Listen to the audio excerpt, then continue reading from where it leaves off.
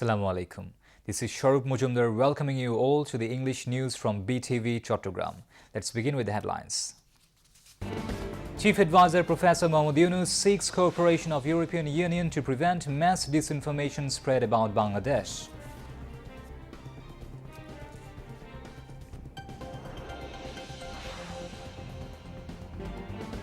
Chief Advisor hands over Begum Rokeya Padak 2024 to 4 women for outstanding contributions towards society, women education and women empowerment.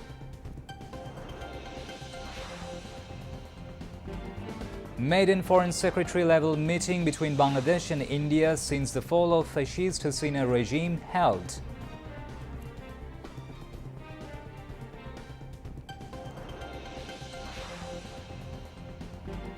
Hearing on leave to appeal to hold High Court verdict declaring Joy Bangla as national slogan to be held at full bench of Appellate Division tomorrow.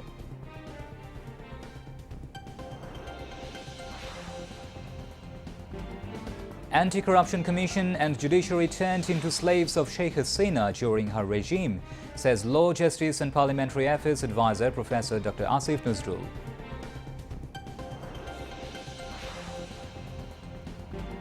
Toppling of Assad regime following more than 50 years of brutal dictatorship, victory for entire Islamic nation, says rebel group HTS leader Abu Muhammad al-Jawlani.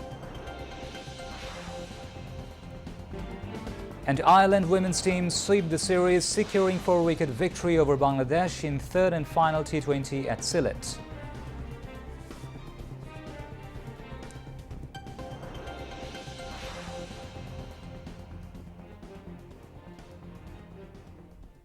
Those were the headlines. Now moving on to the details. Chief Advisor Professor Mahmoud Yunus had a meeting with European Union diplomats. The meeting was held at the Chief Advisor's office at Tejgaon in the capital today. Head of Delegation of the European Union to Bangladesh, Michael Miller, led the envoys. Foreign Affairs Advisor Tawhid Hussain attended the meeting. The meeting discussed labor rights, trade facilitation, climate change, human rights, International Crimes Tribunal Act, implementation of Rohingya repatriation, and commitments and actions of both to build a sustainable future.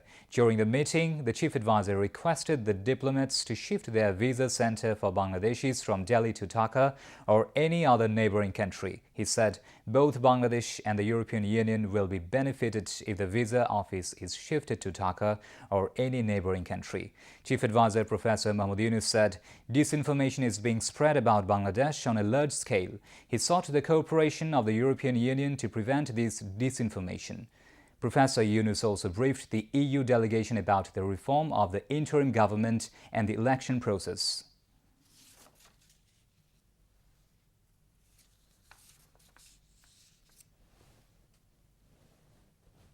How to make sure that we get a support, financial and economic support to make the economy run again, start functioning again. In other sectors, in social sectors and so on, technology sectors, how to make things happen. We had a campaign of misinformation, global campaign. It's a very powerful campaign. And we're struggling to cope with that, that Bangladesh is calm, Bangladesh is going ahead with this mission and so on. It's not the kind of image this campaign is trying to give us. And the fact that you came also a message that is not too bad for everybody to come here. So you came and you have a discussion here. So we are very happy with that.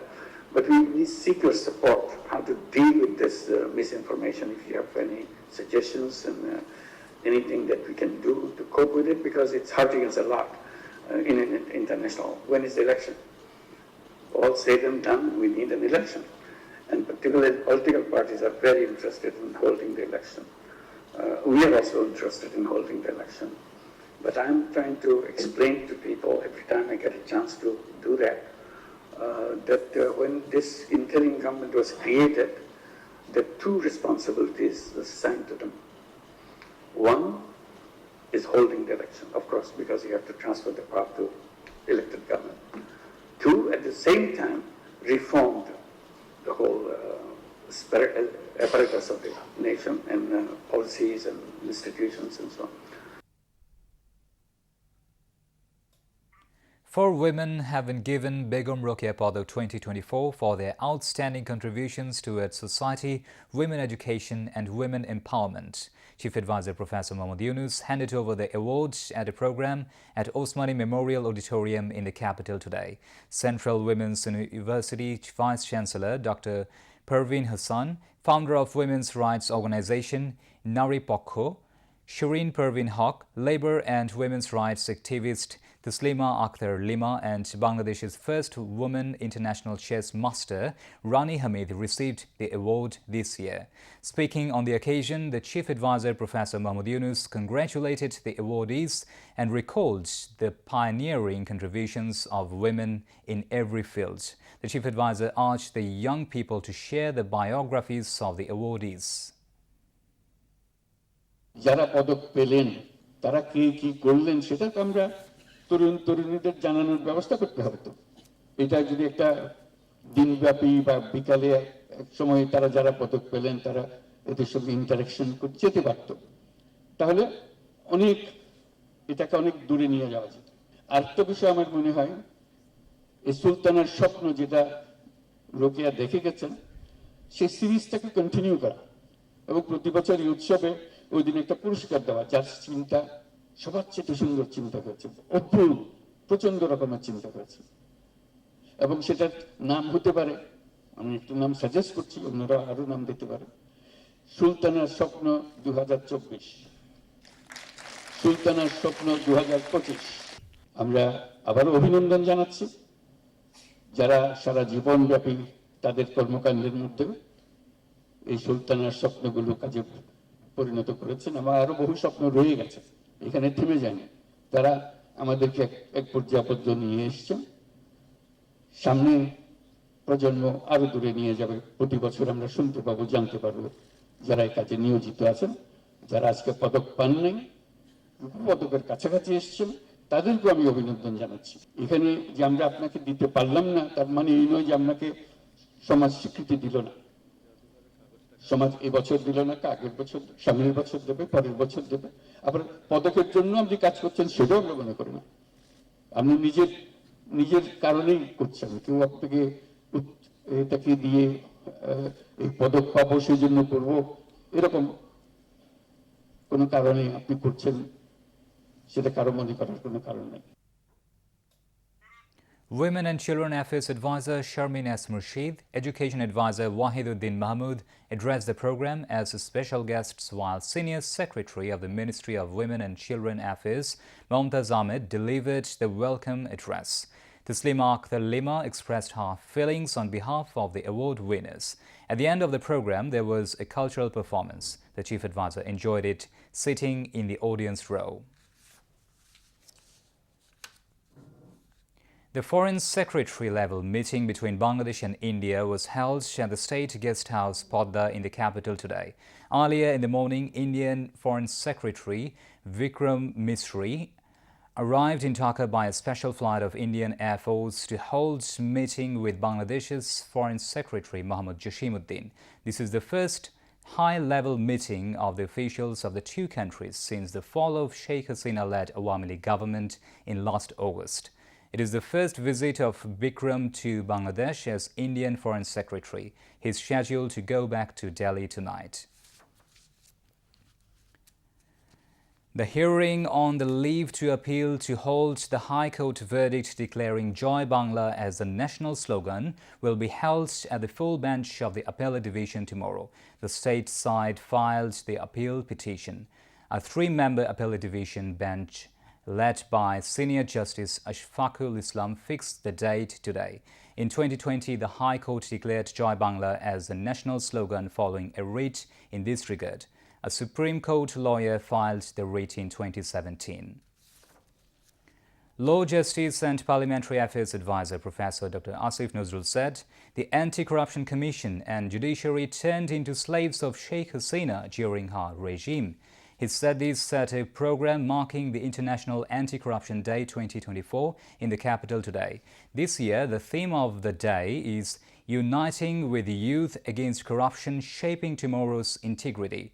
At that time, TIB's Executive Director and Anti-Corruption Commission ACC Reform Commission Chief Dr. Iftikharuzzman said, massive reforms are necessary in the Anti-Corruption Commission. Positive changes in bureaucracy and politics are needed to address corruption as well as reshaping the Anti-Corruption Commission, he added. ACC Secretary Khursheda Yasmin presided over the program, while ACC Director General Muhammad Akhtar Hussain, among others, addressed the occasion.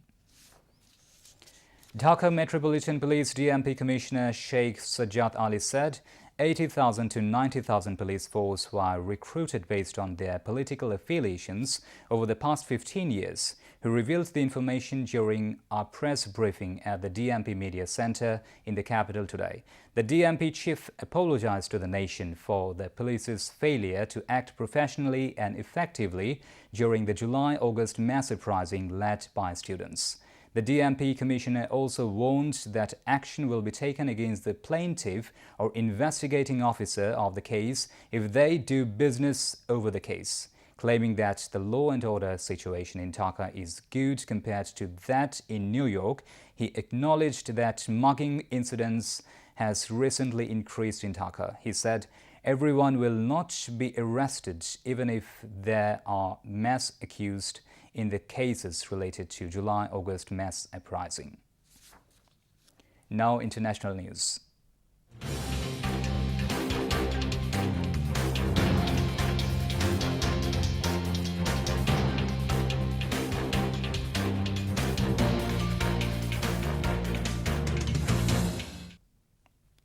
Abu Muhammad al-Jolani, the leader of the main rebel group Hayat Tahrir al-Sham HTS, said the toppling of the Assad regime following more than 50 years of brutal dictatorship was a victory for the entire Islamic nation. Syrians at home and abroad cheered with jubilation following the fall of Syrian President Bashar al-Assad. In Damascus, rebels and civilians ransacked the former dictator's palaces with videos revealing Assad's luxurious lifestyle and large car collection, including a Ferrari F50. A Syrian civil defense group deployed specialist emergency teams to Saydnaya prison in the capital Damascus following reports of inmates being detained in the underground cells. U.S. President Joe Biden welcomed the fall of the Assad regime, while the U.S. military said it struck more than 75 ISIS targets in Syria to prevent the terrorist group from taking advantage of the situation in the country. Israel ordered its military to establish a security zone inside Syrian territory. Ousted Syrian President Bashar al-Assad and his family fled to Russia and granted asylum after fleeing to Russian capital Moscow. Meanwhile, several Arab nations, including Saudi Arabia, Qatar, Bahrain, Egypt, Yemen, have welcomed the decisions in Syria that led to overthrow of Bashar al-Assad's regime. They called for actions aimed at ensuring stability and development and preventing the situation from slipping into chaos in Syria. South Korean prosecutors have arrested ex-defense minister Kim Yong-hyun over his alleged role in President Yoon Suk-yeol's declaration of martial law. Kim was seen as a central figure in Tuesday's brief martial law declaration. A senior military official and filings to impeach Yoon by opposition members said Kim had made the proposal to Yoon. Yoon survived an impeachment vote in parliament on Saturday, prompted by his short-lived attempt to impose martial law. But the leader of his own party said the president would eventually have to step down. The prosecution's special investigative team has questioned Kim, who also faces a travel ban. 3 minority opposition parties filed a complaint with the prosecution against Yoon, Kim and martial law commander Park An-soo, accusing them of treason. Now, news on sports.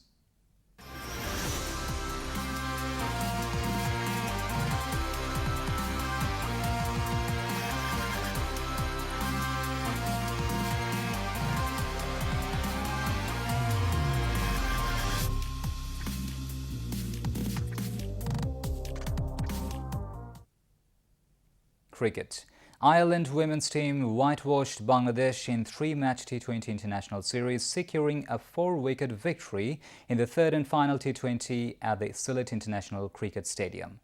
Laura Delaney hammered 31 ball 36 not out as Ireland knocked off Bangladesh's 123 for 7 with just one ball to spare despite facing a hiccup following a solid start. With the side needing 4 runs in the last 2 balls, she hit Shorna Akhtar a boundary to confirm the victory. Opener Amy Hunter made 28 while captain Gabby Lewis added 21. Alia put into bat first. Subhana Mustari and Sharmin Akhtar Supta's 71-run partnership helped Bangladesh post a target of 124 runs.